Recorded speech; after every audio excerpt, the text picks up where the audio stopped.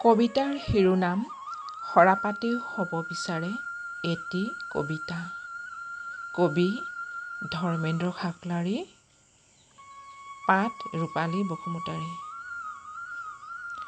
সৰাপাত এটাও কবিতা হ'ব বিচাৰে। ভৰি বুটজোতাৰ গছকত বেদনাহত হয়।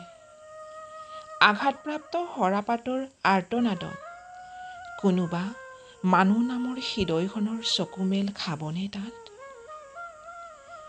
সৰাপাতৰ ওপৰত পাষাণ হৃদয়ৰ মানুহবোৰৰ কিমান যে আতিশয্য আৰু দানৱীয় নিৰ্যাতন। হয়, কোনোবাই ভাবি পাইছেনে, ভাবি চাইছেনে?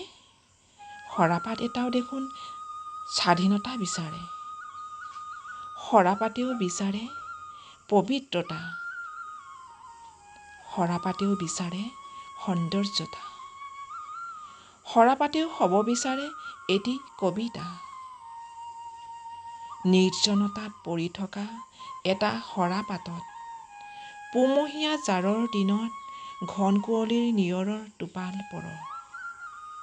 পুৱাৰ সূৰ্যস্নাতা সেন্দুৰী আভাৰ ৰশ্মিয়ে সৰাপাতক নিয়ৰৰ টোপালেৰে কৰি তোলক কবিতা কবিতা লগা এটা মায়াবী মধুৰ ক্ষণ। তেতিয়াই হয়তো সৰাপাতেও হৈ উঠিব এটি তেজাল কবিতা। ইমানেই, ধন্যবাদ।